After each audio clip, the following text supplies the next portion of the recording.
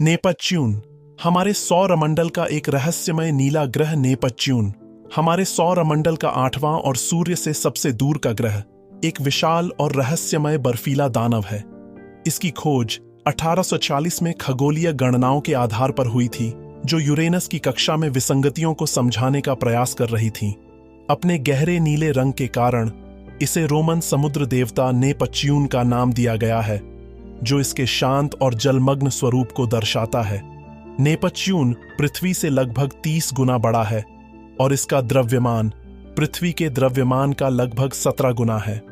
इसका वायुमंडल मुख्य रूप से हाइड्रोजन, हीलियम और मीथेन से बना है, जिसमें मीथेन ही इसे इसका विशिष्ट नीला रंग प्रदान करता है। यह ग्रह अपने अत्यंत ठंडे तापमान के लिए जाना जाता है, जिसकी सतह का औसत तापमान लगभग 200 डिग्री सेल्सियस है। हालांकि नेपच्यून की सबसे उल्लेखनीय विशेषताओं में से एक इसकी तीव्र और गतिशील हवाएं हैं, जो सौरमंडल में सबसे तेज गति से चलती हैं। इन हवाओं की गति 2100 किलोमीटर प्रति घंटे तक पहुंच सकती है, जो इसे एक तूफानी और अशांत ग्रह बनाती है। नेपच्यून में एक जटिल और गतिशील मौसम प्रणाली भी है। वॉयेजर 2 अंतरिक्ष यान ने 1979 में जब नेपच्यून का दौरा किया था, तब उसने ग्रेट डार्क स्पॉट नामक एक विशाल एंटीसाइक्लोनिक तूफान देखा था, जो बृहस्पति के ग्रेट रेड स्पॉट के समान था। हालांकि यह तूफान बाद में गायब हो गया, जो ग्रह के वायुमंडल की परिवर्तनशीलता को दर्शाता है। नेपच्यून के पास भी एक पतला वलय प्रणाली है, जो धूल और बर्फ के कणों से बनी है, और इसके 14 ज्ञात चंद्रमा हैं, जिनमें सबसे बड़ा चंद्रमा ट्राइटन है। ट्राइटन विशेष रूप से दिलचस्प है क्योंकि यह नेपच्यून के घूमने की विपरीत दिशा में परिक्रमा करता है, और माना जाता है कि यह मूल रूप से कूपर बेल्ट से पकड़ा गया एक बौना ग्रह था। नेपच्यून का आंतरिक भाग काफी हद तक अज्ञात है, लेकिन वैज्ञानिकों का मानना है कि इसमें पिघली हुई चट्टान, पानी, अमोनिया और मीथेन की एक परत हो सकती है, जो इसके बर्फीले आवरण के नीचे स्थित है। ग्रह का चुंबकीय क्षेत्र पृथ्वी के चुंबकीय क्षेत्र की तुलना में काफी अलग है, और यह इसके घूर्णन अक्ष से लगभग 47 डिग्री झुका हुआ है, जो एक रहस्य बना हुआ है। नेपच्यून का अध्ययन करना चुनौतीपूर्ण रहा है क्योंकि यह सूर्य से बहुत दूर है और इसे केवल एक ही अंतरिक्ष यान वॉयेजर 2 द्वारा दौरा किया गया है। नेपच्यून की खोज एक बहुत ही दिलचस्प और अनोखी कहानी है, क्योंकि इसे गणितीय गणनाओं के आधार पर खोजा गया था, न कि सीधे दूरबीन से देखकर। यह कहानी यूरेनस ग्रह से शुरू होती है। 1751 में विलियम हर्शेल ने यूरेनस की खोज की। जब खगोलविदों ने यूरेनस की कक्षा का अध्ययन करना शुरू किया, तो उन्होंने देखा कि इसकी गति न्यूटन के गुरुत्वाकर्षण के नियमों के अनुसार नहीं थी। ऐसा लग रहा था कि कोई अज्ञात खगोलीय पिंड यूरेनस की कक्षा को प्रभावित कर रहा है, जिससे उसमें कुछ विसंगतियां आ रही थीं। इसी विसंगति को समझने के लिए 2 खगोलविदों ने स्वतंत्र रूप से काम करना शुरू किया। जॉन काउच एडम्स, एक ब्रिटिश खगोलशास्त्री, अर्बन लेवेरिए, एक फ्रांसीसी गणितज्ञ और खगोलशास्त्री। दोनों ने गणितीय गणनाओं के माध्यम से यह अनुमान लगाया कि यूरेनस की कक्षा में गड़बड़ी का कारण एक और अज्ञात ग्रह है, जो सूर्य से और भी दूर स्थित है। उन्होंने इस काल्पनिक ग्रह के संभावित स्थान और द्रव्यमान की गणना की।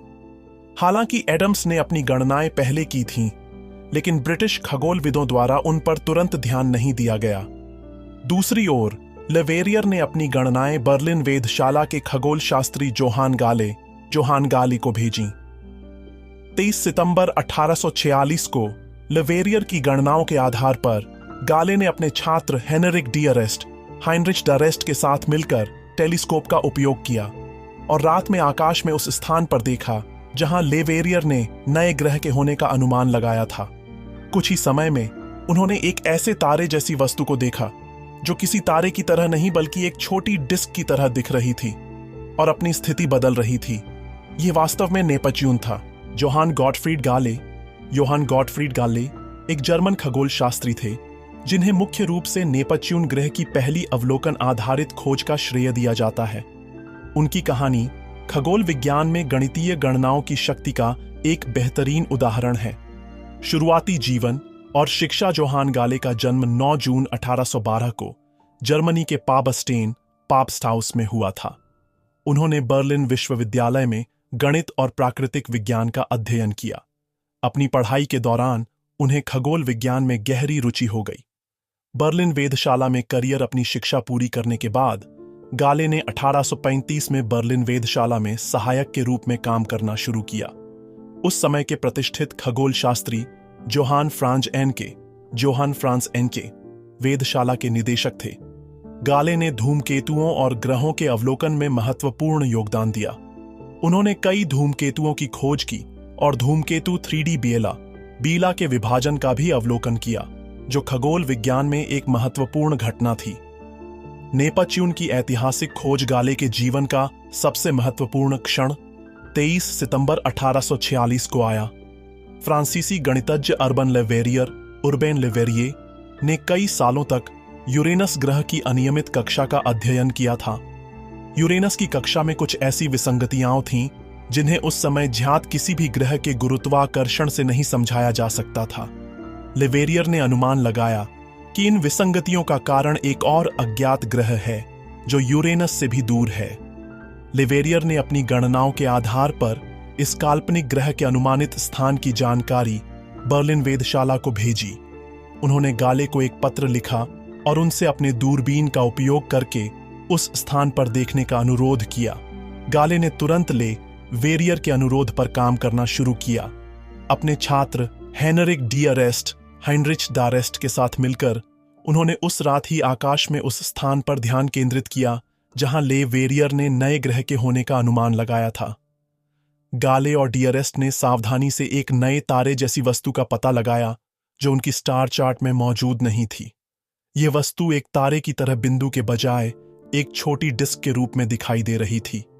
केवल 30 मिनट के अवलोकन के बाद उन्होंने पाया कि यह वस्तु वास्तव में अपनी स्थिति बदल रही थी, जो यह साबित करती थी कि यह एक ग्रह है, न कि एक तारा।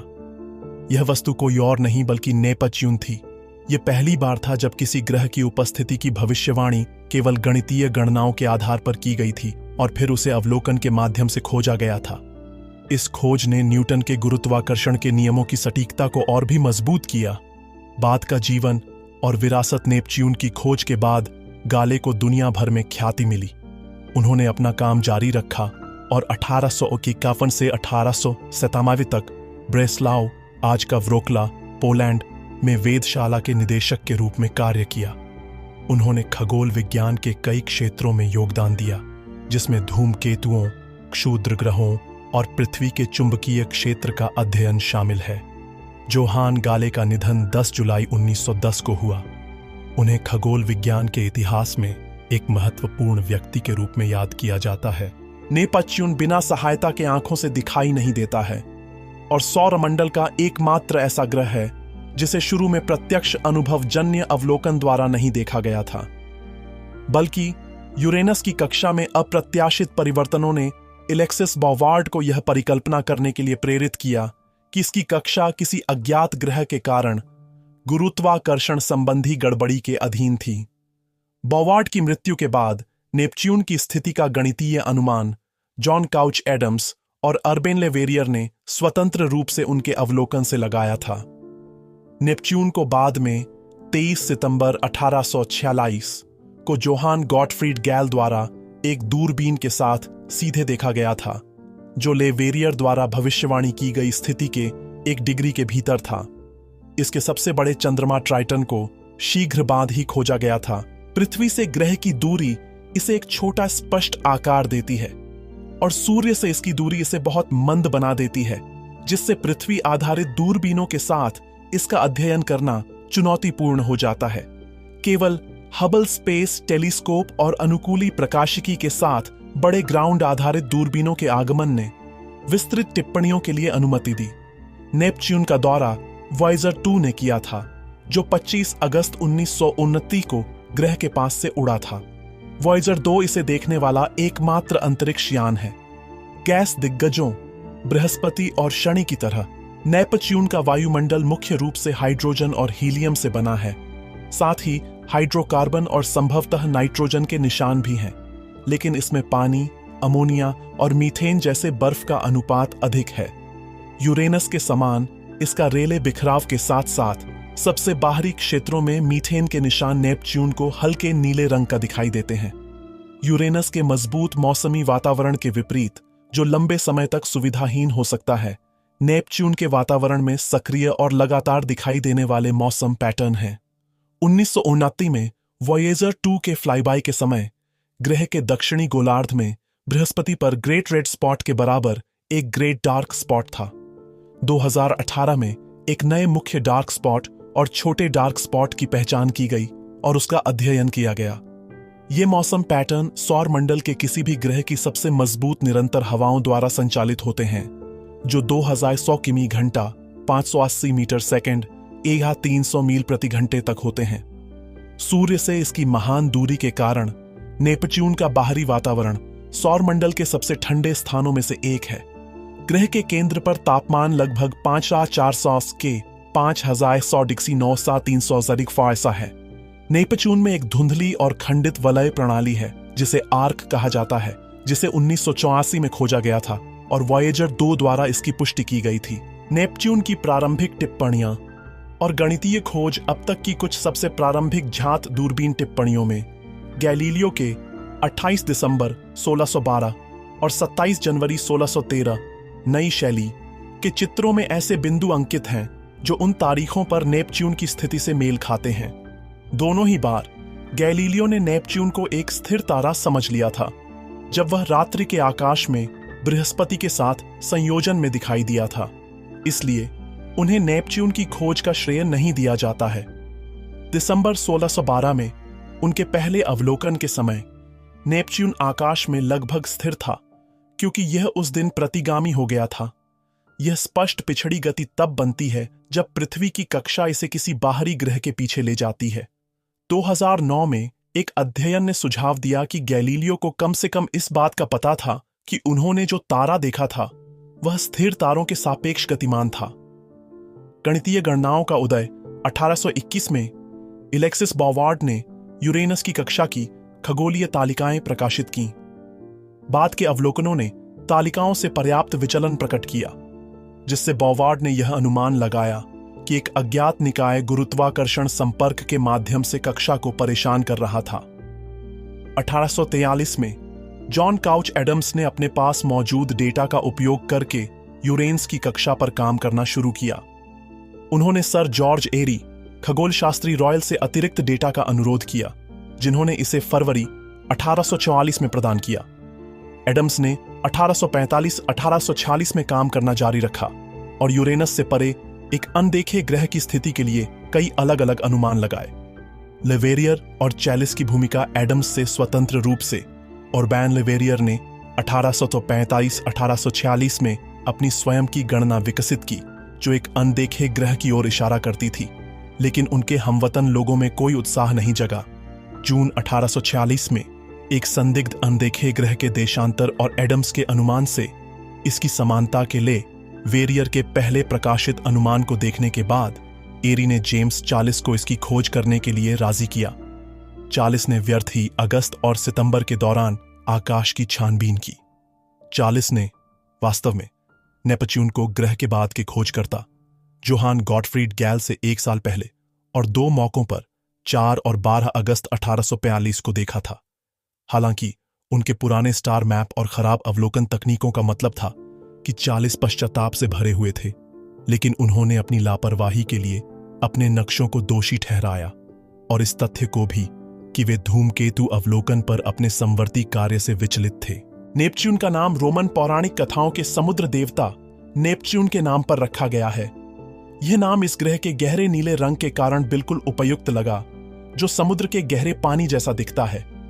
जब इस ग्रह की खोज हुई थी तो खगोलविदों और नामकरण करने वालों ने इसका नामकरण करते समय इसके रंग और रोमन या ग्रीक देवताओं के नामों का उपयोग करने की परंपरा को ध्यान में रखा, जैसा कि अन्य ग्रहों जैसे मंगल, बृहस्पति, शनि के साथ किया गया था। इसलिए इसके समुद्र जैसे नीले रंग को देखते हुए इसे रोमन समुद्र देवता नेपच्यून का नाम दिया गया। नेपच्यून की आंतरिक संरचना एक अनोखी और जटिल व्यवस्था है, जो इसे हमारे सौर मंडल के अन्य ग्रहों से अलग करती है और इसे बर्फ का दानव आइस जाइंट की उपाधि देती है। पृथ्वी के विपरीत नेपच्यून की कोई स्पष्ट ठोस सतह नहीं है। इसकी गैसीय बाहरी परतें धीरे धीरे और लगातार अंदरूनी तरल परतों में विलीन हो जाती हैं, जिससे एक निर्बाध संक्रमण होता है। वायुमंडल। गैसीय आवरण। सबसे बाहरी परत वायुमंडल है, जो मुख्य रूप से हाइड्रोजन लगभग 80%, हीलियम लगभग 19% और मीथेन लगभग 1.5% जैसी हल्की गैसों से बना है। मीथेन की उपस्थिति विशेष रूप से महत्वपूर्ण है, क्योंकि यह सूर्य के लाल प्रकाश को अवशोषित करती है, जिससे नेपच्यून को उसका विशिष्ट और गहरा नीला रंग मिलता है। इस वायुमंडल में सौरमंडल की कुछ सबसे तेज हवाएं चलती हैं, जिनकी गति 2100 किलोमीटर प्रति घंटे तक पहुंच सकती है, जिससे ग्रह पर बड़े और गतिशील तूफान आते हैं, जैसे प्रसिद्ध ग्रेट डार्क स्पॉट।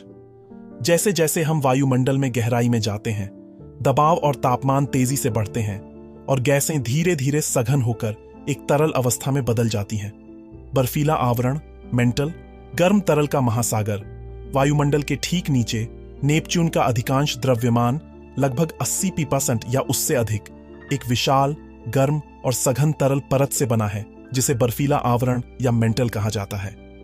बर्फ शब्द थोड़ा भ्रामक हो सकता है, क्योंकि यह सामान्य ठंडी ठोस बर्फ नहीं है जिसे हम पृथ्वी पर जानते हैं। इसके बजाय यह अत्यधिक दबाव और उच्च तापमान, जो हजारों डिग्री सेल्सियस तक पहुंच सकता है, के कारण पानी, अमोनिया और मीथेन जैसे बर्फीले पदार्थों का एक गर्म, घना और चिपचिपा मिश्रण है। इन परिस्थितियों में ये पदार्थ एक सुपर क्रिटिकल फ्लूइड की तरह व्यवहार कर सकते हैं, जहां तरल और गैस के बीच का अंतर धुंधला हो जाता है। वैज्ञानिकों का मानना है कि इस मेंटल परत में अत्यधिक संवहन धाराएं होती हैं, जिसका अर्थ है कि गर्म सामग्री ऊपर उठती है और ठंडी सामग्री नीचे गिरती है, जिससे एक निरंतर परिसंचरण होता है। नेपच्यून का अद्वितीय और असामान्य चुंबकीय क्षेत्र इसी मेंटल परत में उत्पन्न होता है। पृथ्वी का चुंबकीय क्षेत्र उसके कोर में उत्पन्न होता है और उसके घूर्णन अक्ष के साथ संरेखित होता है, लेकिन नेपच्यून का चुंबकीय क्षेत्र उसके घूर्णन अक्ष से लगभग 47 डिग्री झुका हुआ है और ग्रह के केंद्र से भी ऑफसेट है। यह अजीब झुकाव और ऑफसेट इस बात का प्रमाण माना जाता है कि चुंबकीय क्षेत्र तरल मेंटल में संवहन के माध्यम से उत्पन्न हो रहा है, न कि एक ठोस धात्विक कोर में, जैसा कि पृथ्वी पर होता है। केंद्रीय कोर। चट्टानी हृदय सबसे अंदरूनी परत नेपच्यून का केंद्रीय कोर है। यह अपेक्षाकृत छोटा लेकिन अविश्वसनीय रूप से सघन है, जो मुख्य रूप से चट्टानी सामग्री जैसे सिलिकेट और लोहा और कुछ बर्फ से बना है। नेपच्यून के केंद्र में दबाव अविश्वसनीय रूप से उच्च होता है और तापमान लगभग 5400 के या 5100 डीजीसी 9300 डीगेवाज़ीन तक पहुंच सकता है। इन चरम स्थितियों के तहत कोर में मौजूद सामग्री अत्यधिक संपीड़ित होती है। नेपच्यून का रंग नीला होता है और यह उसके वायुमंडल में मौजूद मीथेन गैस के कारण होता है। नेपच्यून का वायुमंडल मुख्य रूप से हाइड्रोजन और हीलियम से बना है, लेकिन इसमें मीथेन की थोड़ी मात्रा भी होती है। मीथेन सूर्य के प्रकाश में से लाल रंग को अवशोषित अब्जॉर्ब कर लेता है और नीले रंग के प्रकाश को परावर्तित रिफ्लेक्ट करता है। यही कारण है कि नेपच्यून हमें नीले रंग का दिखाई देता है। हाल के अध्ययनों से यह भी पता चला है कि नेपच्यून का नीला रंग, जिसे पारंपरिक रूप से गहरे नीले के रूप में चित्रित किया जाता था, यूरेनस के हरे नीले रंग के समान ही हल्का हरा नीला है। पहले की छवियों को अक्सर नेपच्यून की वायुमंडलीय विशेषताओं को बेहतर ढंग से दिखाने के लिए जानबूझकर अधिक नीला बनाया गया था। शनि की तरह नेपच्यून के चारों ओर भी वलय रिंग्स हैं, लेकिन ये शनि के वलयों जितने विशाल और चमकीले नहीं हैं। नेपच्यून के वलय पतले, धुंधले और खंडित फ्रैगमेंटेड होते हैं और उन्हें आर्क्स कहा जाता है। खोज। नेपच्यून के वलयों की खोज 1984 में पृथ्वी आधारित अवलोकनों के माध्यम से की गई थी, जब खगोलविदों ने नेपच्यून के पास एक तारे के प्रकाश में क्षणिक कमी देखी थी। इसकी पुष्टि बाद में वॉयेजर 2 अंतरिक्ष यान द्वारा की गई, जिसने 25 अगस्त 1979 को नेपच्यून के पास से उड़ान भरते हुए इन वलयों की विस्तृत तस्वीरें लीं। वॉयेजर 2 एकमात्र अंतरिक्ष यान है जिसने नेपच्यून के वलयों का करीब से अध्ययन किया है। संरचना और संख्या। नेपच्यून में कुल 6 ज्ञात वलय हैं। ये वलय मुख्य रूप से धूल के कणों और बर्फ के छोटे छोटे टुकड़ों से बने होते हैं, जिनमें कार्बनिक पदार्थों का मिश्रण भी हो सकता है, जिससे वे इतने गहरे और धुंधले दिखाई देते हैं। शनि के चमकदार वलयों के विपरीत नेपच्यून के वलय बहुत कम परावर्तक, लेस रिफ्लेक्टिव होते हैं। इन वलयों में सबसे प्रमुख और बाहरी वलय को एडम्स वलय, एडम्स रिंग कहा जाता है, जिसमें 3 विशिष्ट आर्क, छाप होते हैं: liberty, liberty, equality, equality, fraternity, fraternity. इन आर्क की खासियत यह है कि वे वलय के चारों ओर समान रूप से नहीं फैले हुए हैं, बल्कि एक साथ गुच्छों में मौजूद हैं, जो एक रहस्य बना हुआ है। वैज्ञानिकों का मानना है कि नेपच्यून के छोटे आंतरिक चंद्रमा जैसे गैलाटिया के गुरुत्वाकर्षण खिंचाव के कारण ये आर्क स्थिर बने रहते हैं। निर्माण। नेपच्यून के वलयों के निर्माण के बारे में अभी भी निश्चित रूप से ज्ञात नहीं है, लेकिन एक प्रमुख परिकल्पना यह है कि वे किसी समय नेपच्यून के किसी चंद्रमा के गुरुत्वाकर्षण बल के कारण टूटने या किसी धूमकेतु या क्षुद्र ग्रह से टकराने के परिणाम स्वरूप बने होंगे। इन मलबों के टुकड़े धीरे धीरे ग्रह के चारों ओर वलयों में व्यवस्थित हो गए। नेपच्यून सूर्य से सबसे दूर का ग्रह होने के कारण पृथ्वी से इसका अध्ययन करना बहुत मुश्किल है। इसकी विशाल दूरी और मंद चमक के कारण केवल सबसे शक्तिशाली दूरबीनें ही इसे देख पाती हैं, और विस्तृत जानकारी प्राप्त करने के लिए विशेष तकनीकों की आवश्यकता होती है। यही कारण है कि अंतरिक्ष यानों ने इसके बारे में हमारी समझ में महत्वपूर्ण भूमिका निभाई है। वॉयेजर 2 एकमात्र आगंतुक आश्चर्यजनक रूप से अब तक केवल एक ही अंतरिक्ष यान ने नेपच्यून का दौरा किया है, नासा का वॉयेजर 2। वॉयेजर 2 यह एक ऐतिहासिक मिशन था जिसे 1977 में लॉन्च किया गया था, और इसने ग्रैंड टूर के हिस्से के रूप में सौरमंडल के बाहरी ग्रहों बृहस्पति, शनि, यूरेनस और नेपच्यून का फ्लाईबाई किया। नेपच्यून तक पहुंच वॉयेजर 2 ने 25 अगस्त 1979 को नेपच्यून के सबसे करीब से उड़ान भरी। यह उस समय तक किसी भी मानव निर्मित वस्तु द्वारा किया गया सबसे दूर का ग्रहीय फ्लाईबाई था। अभूतपूर्व डेटा। इस फ्लाईबाई ने नेपच्यून और उसके चंद्रमाओं, विशेष रूप से ट्राइटन के बारे में अभूतपूर्व डेटा और तस्वीरें प्रदान की। इससे पहले हमें नेपच्यून के बारे में बहुत कम जानकारी थी। प्रमुख खोजें। वायुमंडलीय तूफान। वॉयेजर 2 ने नेपच्यून के वायुमंडल में विशाल तूफानों का खुलासा किया, जैसे ग्रेट डार्क स्पॉट, जो बृहस्पति के ग्रेट रेड स्पॉट के समान था। इसने ग्रह पर सबसे तेज हवाओं की उपस्थिति की भी पुष्टि की, जिनकी गति 2100 किमी घंटा तक पहुंच सकती है। वलय प्रणाली। इसने नेपच्यून की पतली और खंडित वलय प्रणाली की पुष्टि की और उनकी संरचना का विस्तृत अध्ययन किया। चंद्रमा। वॉयेजर 2 ने नेपच्यून के कई नए चंद्रमाओं की खोज की और ट्राइटन, उसके सबसे बड़े चंद्रमा, की विस्तृत तस्वीरें लीं। ट्राइटन पर सक्रिय नाइट्रोजन के गाइजर्स और एक अनोखी टेक्टोनिक रूप से सक्रिय सतह देखी गई, जो इसे सौरमंडल में सबसे दिलचस्प चंद्रमाओं में से एक बनाती है। चुंबकीय क्षेत्र। इसने नेपच्यून के अनोखे और झुके हुए चुंबकीय क्षेत्र का भी मानचित्रण किया। वॉयेजर 2 की यात्रा ने नेपच्यून को केवल एक दूर के नीले बिंदु से एक गतिशील और जटिल दुनिया में बदल दिया। भविष्य के मिशन। एक आवश्यकता। वॉयेजर 2 के फ्लाईबाई के बाद से नेपच्यून के लिए कोई अन्य अंतरिक्ष यान नहीं भेजा गया है। हालांकि वैज्ञानिक समुदाय ने इस रहस्यमय ग्रह के बारे में अधिक जानने के लिए भविष्य के मिशनों की आवश्यकता पर जोर दिया है। नेपच्यून और उसके चंद्रमाओं, विशेषकर ट्राइटन पर संभावित क्रायोजियोलॉजिकल गतिविधि का गहन अध्ययन करने के लिए विभिन्न अवधारणाएं प्रस्तावित की गई हैं, जिनमें ऑर्बिटर और प्रोब शामिल हैं। James Webb space telescope JWST जैसे शक्तिशाली नए पृथ्वी आधारित और अंतरिक्ष आधारित दूरबीनें नेपच्यून और उसके वायुमंडल के बारे में अधिक जानकारी प्रदान कर रही हैं, जैसे कि नेपच्यून पर पहली बार देखे गए ऑरोरा। ये अवलोकन भविष्य के मिशनों के लिए महत्वपूर्ण संदर्भ प्रदान करते हैं। हालांकि नेपच्यून तक पहुंचना एक बहुत बड़ी तकनीकी और वित्तीय चुनौती है। यह सूर्य से लगभग 4.5 बिलियन किलोमीटर दूर है, लेकिन इसकी वैज्ञानिक क्षमता बहुत अधिक है।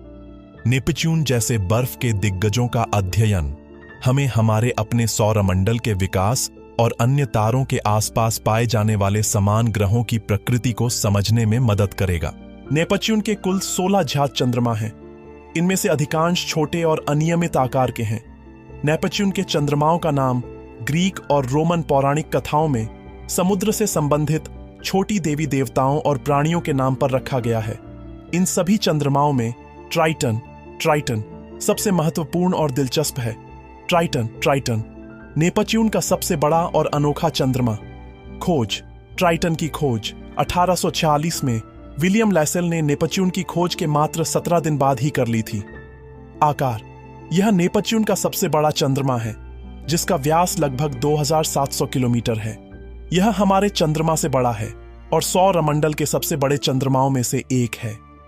विपरीतगामी कक्षा, रिट्रोग्रेड ऑर्बिट। ट्राइटन की सबसे अनोखी विशेषता इसकी विपरीतगामी कक्षा है। इसका मतलब है कि यह नेपच्यून की परिक्रमा उसकी घूर्णन दिशा के विपरीत दिशा में करता है। सौरमंडल में ऐसा करने वाला यह एकमात्र बड़ा चंद्रमा है। इस अनोखी कक्षा से वैज्ञानिकों का मानना है कि ट्राइटन मूल रूप से नेपच्यून का चंद्रमा नहीं था, बल्कि यह कूपर बेल्ट, प्लूटो से परे बर्फीले पिंडों का क्षेत्र से पकड़ा गया एक बौना ग्रह हो सकता है। पृष्ठभाग, सरफेस। वॉयेजर 2 अंतरिक्ष यान ने 1929 में ट्राइटन की तस्वीरें लीं, जिससे इसकी बेहद ठंडी और सक्रिय सतह का पता चला। इसकी सतह पर जमी हुई नाइट्रोजन, पानी की बर्फ और मीथेन है। क्रायोजियोलॉजिकल गतिविधि। ट्राइटन पर क्रायोजियोलॉजिकल गतिविधि, क्रायोवॉल्केनिक एक्टिविटी के प्रमाण मिले हैं, यानी यहां बर्फ के ज्वालामुखी हैं जो नाइट्रोजन और धूल के मिश्रण के गाइजर्स उगलते हैं। यह दर्शाता है कि इसकी सतह के नीचे कुछ गर्मी या भूगर्भीय गतिविधि मौजूद है, जो इसे सौरमंडल के कुछ सबसे सक्रिय पिंडों में से एक बनाती है। पतला वायुमंडल। ट्राइटन का अपना एक पतला वायुमंडल भी है, जो मुख्य रूप से नाइट्रोजन और थोड़ी मात्रा में मीथेन से बना है। तापमान। ट्राइटन सौरमंडल के सबसे ठंडे स्थानों में से एक है, जिसकी सतह का औसत तापमान लगभग 235 डिग्री सेल्सियस 300 फ़ारेनहाइट है।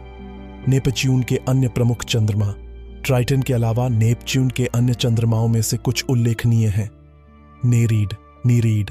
यह नेपच्यून का दूसरा सबसे बड़ा चंद्रमा है और इसकी कक्षा सौरमंडल में सबसे सनकी एक्सेंट्रिक कक्षाओं में से एक है, जो नेपच्यून से बहुत दूर तक जाती है। प्रोटियस। यह एक बड़ा अनियमित आकार का चंद्रमा है जिसे वॉयेजर 2 ने खोजा था। यह इतना बड़ा है कि अगर यह गोलाकार होता तो उसे अपना गुरुत्वाकर्षण बल बनाए रखने के लिए थोड़ा और द्रव्यमान की आवश्यकता होती। हिप्पोकैम्प। यह नेपच्यून का सबसे छोटा ज्ञात चंद्रमा है, जिसे 2013 में हबल स्पेस टेलीस्कोप के डेटा का उपयोग करके खोजा गया था। नेपच्यून के अधिकांश आंतरिक चंद्रमा छोटे और अनियमित आकार के होते हैं और माना जाता है कि वे वलयों के साथ गुरुत्वाकर्षण रूप से जुड़े हुए हैं। हाल ही में कुछ और चंद्रमाओं की भी खोज की गई है, जिससे नेपच्यून के चंद्रमाओं की कुल संख्या 16 हो गई है। नेपच्यून के चंद्रमाओं का अध्ययन हमें ग्रह के विकास और सौरमंडल के बाहरी हिस्सों में पिंडों के बनने की प्रक्रियाओं को समझने में मदद करता है। ट्राइटन नेपच्यून का सबसे बड़ा चंद्रमा है और हमारे सौर मंडल में एक अनूठा और आकर्षक खगोलीय पिंड है। यह विशेष रूप से अपनी प्रतिगामी कक्षा के लिए जाना जाता है, जिसका अर्थ है कि यह नेपच्यून के घूमने की दिशा के विपरीत दिशा में अपने ग्रह के चारों ओर घूमता है। वैज्ञानिकों का मानना है कि ट्राइटन लाखों साल पहले नेपच्यून के गुरुत्वाकर्षण द्वारा कैप्चर किया गया एक कुइपर बेल्ट ऑब्जेक्ट था, जो प्लूटो के साथ कई समानताएं साझा करता है। लगभग 2710 किलोमीटर 1680 मील के व्यास के साथ यह सौर मंडल में 7वां सबसे बड़ा चंद्रमा है। ट्राइटन की सतह जमे हुए नाइट्रोजन, मीथेन, कार्बन मोनोऑक्साइड और पानी की बर्फ के मिश्रण से बनी है, जो इसे बेहद परावर्तक बनाती है, जिससे यह सूर्य के प्रकाश के लगभग 70% को दर्शाता है। यह अत्यधिक ठंडा है। सतह का तापमान लगभग 240 डिग्री सेल्सियस 400 डिग्री फ़ारेनहाइट तक गिर जाता है, जिससे यह सौर मंडल के सबसे ठंडे स्थानों में से एक बन जाता है। अपनी ठंडी सतह के बावजूद ट्राइटन भूगर्भीय रूप से सक्रिय है। नासा के वॉयेजर 2 अंतरिक्ष यान ने 1979 में अपनी उड़ान के दौरान सक्रिय नाइट्रोजन गीजर देखे, जो लगभग 8 किलोमीटर की ऊंचाई तक पहुंचते हैं। और महीन बर्फबारी के रूप में सतह पर वापस गिरते हैं। यह क्रायोवॉल्केनिक गतिविधि, जहां पिघली हुई चट्टान के बजाय पानी, अमोनिया और मीथेन का मिश्रण निकलता है, और विवर्तनिक गतिविधि के सबूतों के साथ एक अपेक्षाकृत युवा और विरल रूप से क्रेटर वाले परिदृश्य का सुझाव देती है। इसकी सतह पर कैंटालूप टेरेन नामक एक अनूठी विशेषता भी है, जिसमें खरबूजे की त्वचा के समान अर्धवृत्ताकार लकीरें और अवसाद होते हैं। ट्राइटन का एक बहुत पतला वातावरण है जो मुख्य रूप से नाइट्रोजन से बना है, जिसमें थोड़ी मात्रा में मीथेन और कार्बन मोनोऑक्साइड होता है। यह वातावरण संभवतः ट्राइटन की ज्वालामुखीय गतिविधि से उत्पन्न होता है। इसके आंतरिक भाग में चट्टान और धातु का एक कोर होता है, जिसके ऊपर एक बर्फीला मेंटल होता है। वैज्ञानिकों का यह भी अनुमान है कि सतह के नीचे तरल पानी का एक संभावित उपसतह महासागर हो सकता है, जो इसके भूगर्भीय गतिविधि को बढ़ावा दे सकता है। ट्राइटन की प्रतिगामी और अत्यधिक झुकी हुई कक्षा के कारण नेपच्यून का गुरुत्वाकर्षण धीरे धीरे ट्राइटन को अपनी ओर खींच रहा है। लाखों वर्षों में, लगभग 3.6 बिलियन वर्षों में, ट्राइटन नेपच्यून की रोशे सीमा के भीतर आ जाएगा, जिससे यह अलग हो जाएगा और संभवतः ग्रह के चारों ओर एक नया वलय प्रणाली बन जाएगा, जो शनि के वलयों के समान होगा।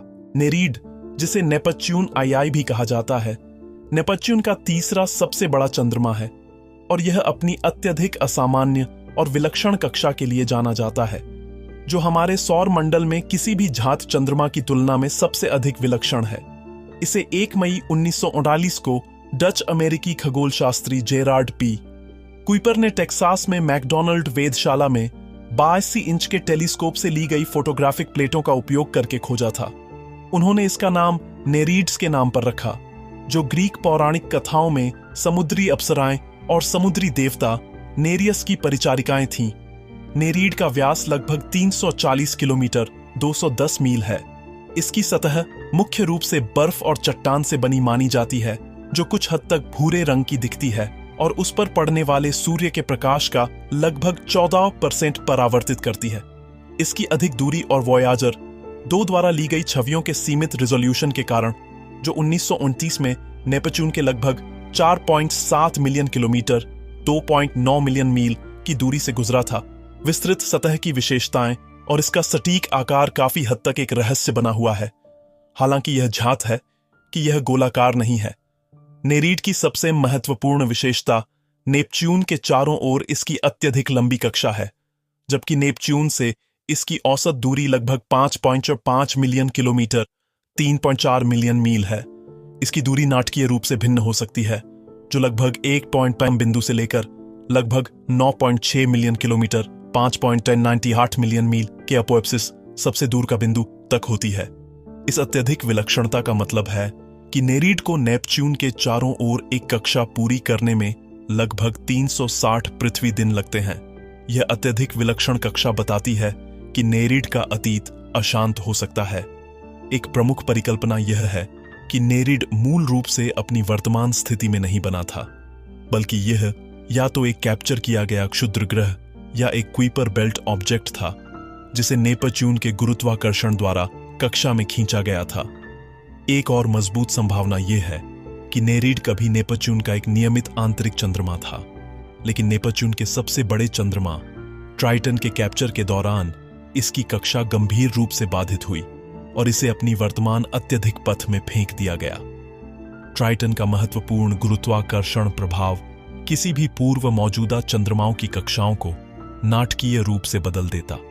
नेरीड की कक्षा की अनूठी विशेषताएं इसे गहन वैज्ञानिक अध्ययन का विषय बनाती रहती हैं, जो नेपच्यूनियन प्रणाली के गतिशील प्रारंभिक इतिहास के बारे में सुराग प्रदान करती हैं। प्रोटियस, जिसे नेपच्यून वीएप्ताई के नाम से भी जाना जाता है, नेपच्यून का दूसरा सबसे बड़ा चंद्रमा है और इसके आंतरिक चंद्रमाओं में सबसे बड़ा है। इसे 1979 में वॉयाजर 2 अंतरिक्ष यान द्वारा खोजा गया था और इसका नाम ग्रीक पौराणिक कथाओं के आकार बदलने वाले समुद्री देवता प्रोटियस के नाम पर रखा गया है।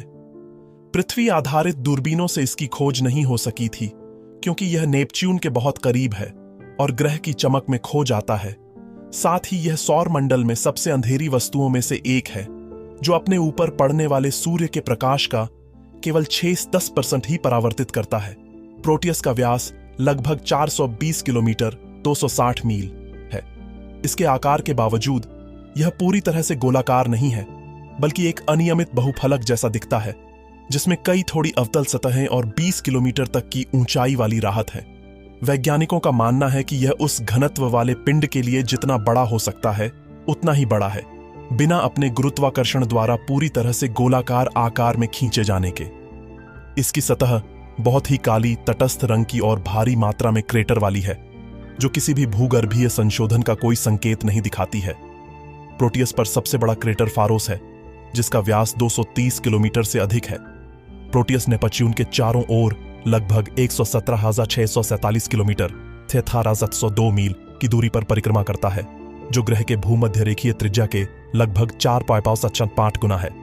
प्रोटियस की कक्षा लगभग वृत्ताकार है, जिसमें एक छोटी कक्षीय विलक्षणता है और नेपच्यून के भूमध्य रेखा से लगभग 0.5 डिग्री झुकी हुई है। यह नेपच्यून के घूमने की दिशा में ही ग्रह के चारों ओर घूमता है और अपनी एक परिक्रमा लगभग 27 घंटे में पूरी करता है। यह माना जाता है कि प्रोटियस मूल रूप से नेपच्यून के साथ नहीं बना था, बल्कि बाद में विशाल चंद्रमा ट्राइटन के नेपच्यूनियन कक्षा में कैद होने पर बनाए गए मलबे से जमा हुआ हो सकता है।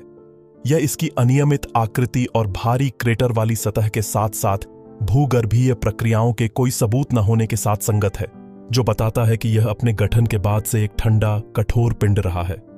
प्रोटियस की अनूठी विशेषताएं नेपच्यूनियन प्रणाली के प्रारंभिक इतिहास को समझने में महत्वपूर्ण जानकारी प्रदान करती हैं। दुर्भाग्य से नेपच्यून पर जीवन जैसा कि हम जानते हैं संभव नहीं है। नेपच्यून हमारे सौर मंडल का एक गैस दानव, गैस जायंट है, जिसे अक्सर बर्फीला गैस दानव, आइस जायंट भी कहा जाता है, और इसकी परिस्थितियां जीवन के लिए अत्यंत प्रतिकूल हैं। यहां कुछ प्रमुख कारण दिए गए हैं। अत्यधिक ठंडा तापमान। नेपच्यून सूर्य से बहुत दूर है, इसलिए इसका तापमान बेहद कम रहता है, लगभग 200 डिग्री सेल्सियस 390 डिग्री फ़ारेनहाइट। ऐसे जमे हुए तापमान में पानी, जो जीवन के लिए आवश्यक है, तरल अवस्था में नहीं रह सकता। वायुमंडलीय संरचना और दबाव। नेपच्यून का वायुमंडल मुख्य रूप से हाइड्रोजन, हीलियम और मीथेन से बना है। इसमें बहुत कम ऑक्सीजन है। इसके अलावा नेपच्यून के अंदरूनी हिस्सों में दबाव अविश्वसनीय रूप से अधिक होता है, जो पृथ्वी पर पाए जाने वाले जीवन के लिए अनुपयुक्त है। यह दबाव इतना अधिक है कि माना जाता है कि यहां हीरे की बारिश भी होती है। ठोस सतह का अभाव। चूंकि यह एक गैस दानव है, नेपच्यून की कोई ठोस सतह नहीं है जिस पर जीवन विकसित हो सके। इसमें गैसों और बर्फ का एक घना आवरण है, जो केंद्र की ओर और भी घना होता जाता है। विकिरण। नेपच्यून का शक्तिशाली चुंबकीय क्षेत्र उच्च ऊर्जा वाले कणों को फंसाता है, जिससे एक कठोर विकिरण वातावरण बनता है जो जीवन के लिए हानिकारक होगा। तेज हवाएं। नेपच्यून पर सौरमंडल की सबसे तेज हवाएं चलती हैं, जिनकी गति 2000 किलोमीटर प्रति घंटे से भी अधिक हो सकती है। ऐसी तूफानी परिस्थितियां जीवन के लिए बहुत चुनौतीपूर्ण होंगी। हालांकि नेपच्यून पर जीवन की संभावना बहुत कम है। इसके सबसे बड़े चंद्रमा ट्राइटन पर सतह के नीचे एक तरल पानी का महासागर होने की संभावना जताई गई है। यदि ऐसा महासागर मौजूद है और उसमें ऊर्जा का कोई स्रोत है, तो वहां सूक्ष्म जीवों के रूप में जीवन की संभावना हो सकती है। हालांकि यह अभी भी केवल एक परिकल्पना है और इसे साबित करने के लिए और अधिक शोध और अन्वेषण की आवश्यकता होगी। ट्राइटन पर जीवन की संभावना एक दिलचस्प विषय है, खासकर नेपच्यून ग्रह पर जीवन की संभावना नगण्य होने के बावजूद। ट्राइटन पर जीवन की संभावना सीधे तौर पर तरल पानी के एक उपसतह महासागर की उपस्थिति से जुड़ी है। वैज्ञानिकों का मानना है कि ट्राइटन की बर्फीली सतह के नीचे आंतरिक गर्मी के कारण तरल पानी का एक विशाल महासागर मौजूद हो सकता है। पृथ्वी पर गहरे समुद्र के भीतर ऐसे वातावरण पाए जाते हैं जहां सूरज की रोशनी नहीं पहुंचती, लेकिन हाइड्रोथर्मल वेंट से निकलने वाली रासायनिक ऊर्जा के माध्यम से जीवन पनपता है।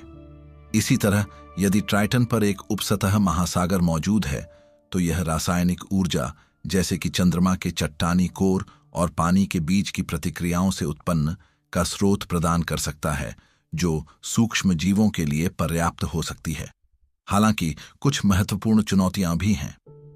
ऊर्जा का स्रोत। पृथ्वी पर जीवन के लिए प्राथमिक ऊर्जा स्रोत सूर्य का प्रकाश है। ट्राइटन पर सतह के नीचे यह संभव नहीं है, इसलिए जीवन को पनपने के लिए रासायनिक या भूतापीय ऊर्जा पर निर्भर रहना होगा। तापमान और दबाव। हालांकि महासागर तरल हो सकता है, इसकी परिस्थितियां अत्यधिक दबाव और कम तापमान वाली होंगी, जो पृथ्वी पर पाए जाने वाले जीवन से काफी अलग होंगी। वायुमंडल। ट्राइटन का वायुमंडल बेहद पतला है और मुख्य रूप से नाइट्रोजन से बना है, जिसमें जीवन के लिए आवश्यक ऑक्सीजन न के बराबर है। सतह पर विकिरण का स्तर भी अधिक है। निष्कर्षतः ट्राइटन पर जीवन की संभावना पूरी तरह से अनुमान पर आधारित है, जो इसके उपसतह महासागर के संभावित अस्तित्व पर निर्भर करती है। यह केवल सूक्ष्म जीवों के स्तर पर ही संभव माना जाता है, न कि जटिल बहुकोशिकीय जीवों के। अभी तक ट्राइटन पर जीवन का कोई प्रत्यक्ष प्रमाण नहीं मिला है। भविष्य के अंतरिक्ष मिशन जो ट्राइटन का अधिक विस्तार से अध्ययन कर सकते हैं, इस प्रश्न का उत्तर देने में मदद कर सकते हैं कि क्या इस बर्फीले चंद्रमा पर कभी जीवन पनपा है या अभी भी मौजूद है। भविष्य में नेपच्यून और उसके चंद्रमाओं का अध्ययन करने के लिए कई प्रस्तावित और अवधारणा मिशन हैं। हालांकि कोई भी अभी तक निश्चित रूप से अनुमोदित या वित्त पोषित नहीं किया गया है। नेपच्यून, ट्राइटन और अन्य बर्फीले चंद्रमाओं के लिए मिशन भेजने में कई चुनौतियां शामिल हैं, जैसे कि पृथ्वी से उनकी अत्यधिक दूरी, जिसके लिए यात्रा के लिए बहुत लंबे समय, लगभग 10-15 साल, और जटिल प्रौद्योगिकियों की आवश्यकता होती है। एक प्रमुख अवधारणा मिशन ओशियनस है, जिसे नासा के डिस्कवरी कार्यक्रम के तहत प्रस्तावित किया गया था। इसका प्राथमिक लक्ष्य ट्राइटन, नेपच्यून का सबसे बड़ा चंद्रमा होगा। वैज्ञानिक ट्राइटन पर एक उपसतह महासागर के अस्तित्व का अनुमान लगाते हैं और ओशनस का उद्देश्य इस महासागर की पुष्टि करना और इसकी संरचना, संभावित भूगर्भीय गतिविधि और किसी भी जैव हस्ताक्षर की तलाश करना होगा। यह ट्राइटन के पतले वातावरण और इसकी अनोखी भूगर्भीय विशेषताओं, जैसे कि इसके क्रायोवोल्केनोस, का भी अध्ययन करेगा। ओशनस का मिशन प्रोफाइल अक्सर शुक्र के एक गुरुत्वाकर्षण सहायता फ्लाईबाई और फिर बृहस्पति के दूसरे गुरुत्वाकर्षण सहायता फ्लाईबाई का उपयोग करके ट्राइटन तक पहुंचने पर केंद्रित होता है। एक अन्य अवधारणा Neptune orbiter with probes, Neptune orbiter with probes है। यह एक अधिक महत्वाकांक्षी मिशन होगा, जिसमें एक अंतरिक्ष यान नेपच्यून की परिक्रमा करेगा और संभवतः उसके वातावरण में जांचों को भी छोड़ेगा। इसका उद्देश्य नेपच्यून के वायुमंडल की संरचना और गतिशीलता, इसके चुंबकीय क्षेत्र, आंतरिक संरचना और इसके वलयों और अन्य छोटे चंद्रमाओं का विस्तृत अध्ययन करना होगा। ट्राइटन और अन्य चंद्रमाओं के लिए भी फ्लाईबाइज की योजना बनाई जा सकती है, जिससे नेपच्यून प्रणाली की व्यापक समझ मिल सके। कुछ अन्य विचार जिनमें विभिन्न प्रौद्योगिकियां शामिल हैं, उनमें न्यू फ्रंटियर्स कार्यक्रम के तहत प्रस्तावित मिशनों की अवधारणाएं शामिल हैं, जो कम लागत वाले लक्षित मिशनों पर ध्यान केंद्रित करती हैं। ये मिशन नेपच्यून प्रणाली के एक विशिष्ट पहलू को लक्षित कर सकते हैं, जैसे कि एक विशिष्ट चंद्रमा या ग्रह के चुंबकीय क्षेत्र। इनमें से कई अवधारणाएं अभी भी अध्ययन के चरण में हैं और उन्हें विकसित करने और लॉन्च करने के लिए महत्वपूर्ण तकनीकी प्रगति और वित्त पोषण की आवश्यकता होगी। हालांकि वे सभी नेपच्यून और उसके रहस्यमय चंद्रमाओं के बारे में हमारी समझ को आगे बढ़ाने की क्षमता रखते हैं, खासकर ट्राइटन पर जीवन की संभावना के संदर्भ में, जो हमारे सौर मंडल में जीवन की खोज के लिए एक प्रमुख लक्ष्य बन गया है। इन भविष्य के मिशनों का लक्ष्य हमारे ज्ञान में अंतराल को भरना है, जो वोयाजर 2 के एकमात्र फ्लाईबाई द्वारा छोड़ दिया गया था, जिसने हमें नेपच्यून प्रणाली की केवल एक झलक दी थी। नेपच्यून तक पहुंचना एक बहुत बड़ी चुनौती है, क्योंकि यह सूर्य से काफी दूर है और अब तक केवल वोयाजर 2 अंतरिक्ष यान ही 1939 में इसके पास से गुजरा है। इस कारण से नेपच्यून और उसके चंद्रमाओं, विशेष रूप से ट्राइटन का गहराई से अध्ययन करने के लिए कई भविष्य के मिशन प्रस्तावित किए गए हैं। इन मिशनों में से एक महत्वपूर्ण अवधारणा नेपच्यून ओडिसी है, जो नासा द्वारा एक बड़ी रणनीतिक विज्ञान मिशन LSSM के रूप में अध्ययन की जा रही है। इसका लक्ष्य 2033 में लॉन्च होकर 2039 तक नेपच्यून तक पहुंचना है। यह एक ऑर्बिटर होगा जो नेपच्यून की कक्षा में स्थापित होगा और साथ ही एक वायुमंडलीय प्रोब भी छोड़ेगा जो ग्रह के वायुमंडल में उतरेगा। नेपच्यून ओडिसी का डिजाइन नासा के कैसिनी मिशन के समान होगा, जिसने शनि का बड़े पैमाने पर अध्ययन किया था। इसका उद्देश्य नेपच्यून, उसके वलयों, अरोरा, छोटे चंद्रमाओं और अंतरिक्ष पर्यावरण का अध्ययन करना होगा। साथ ही ट्राइटन के कई बार फ्लाई बाय करना होगा ताकि उसके संभावित उपसतह महासागर और भूगर्भीय गतिविधि की जांच की जा सके। नेपच्यून ओडिसी का एक छोटा और कम लागत वाला संस्करण भी प्रस्तावित है, जिसे ट्राइटन ओशन वर्ल्ड्स सर्वेयर कहा जाता है, जो वायुमंडलीय प्रोब के बिना होगा। यह 2031 में लॉन्च होकर 2047 तक पहुंच सकता है और इसका मुख्य ध्यान ट्राइटन पर होगा, जो एक संभावित महासागरीय दुनिया है। चीन राष्ट्रीय अंतरिक्ष प्रशासन CNSA भी IHP-2 नामक एक फ्लाई बाय मिशन पर विचार कर रहा है, जो 2038 में नेपच्यून के 1000 किलोमीटर के करीब से गुजरेगा और एक वायुमंडलीय प्रोब गिराएगा। यह मिशन हेलियोस्फीयर के बाहरी किनारों का भी पता लगाएगा। नासा ने ट्राइडेंट नामक एक और मिशन का भी प्रस्ताव रखा था, जो डिस्कवरी कार्यक्रम के तहत एक फाइनलिस्ट था। इसे 2026 में लॉन्च होकर 2028 में नेपच्यून और ट्राइटन तक पहुंचने की योजना थी, ताकि ट्राइटन का बारीकी से अध्ययन किया जा सके, जिसमें वोयाजर 2 द्वारा देखे गए सक्रिय प्लूम्स और इसकी युवा सतह पर ध्यान केंद्रित किया जाएगा। हालांकि 2021 में नासा ने इसे निधि देने से इनकार कर दिया और इसके बजाय शुक्र ग्रह के लिए डाविंसी और वेरिटास मिशनों को चुना। यूरोपीय अंतरिक्ष एजेंसी ESA और नासा द्वारा फ्रेया और OSS जैसे अन्य प्रस्तावित मिशन भी हैं, जो नेपच्यून के साथ साथ बाहरी सौर मंडल में गुरुत्वाकर्षण क्षेत्रों और अन्य खगोलीय घटनाओं का अध्ययन करेंगे। कुल मिलाकर इन सभी प्रस्तावित मिशनों का उद्देश्य नेपच्यून और उसके चंद्रमाओं, विशेष रूप से ट्राइटन के बारे में हमारी समझ का विस्तार करना है। ये मिशन बर्फीले गैस दानवों के गठन और विकास के रहस्यों को उजागर करने, उनके आंतरिक भाग, वायुमंडल, चुंबकीय क्षेत्रों और चंद्रमाओं की विविधता को समझने में मदद करेंगे। साथ ही ट्राइटन जैसे चंद्रमाओं पर जीवन की संभावना का पता लगाएंगे। इन मिशनों की सफलता हमें हमारे सौर मंडल के सबसे दूरस्थ और रहस्यमय कोणों की गहरी समझ प्रदान करेगी।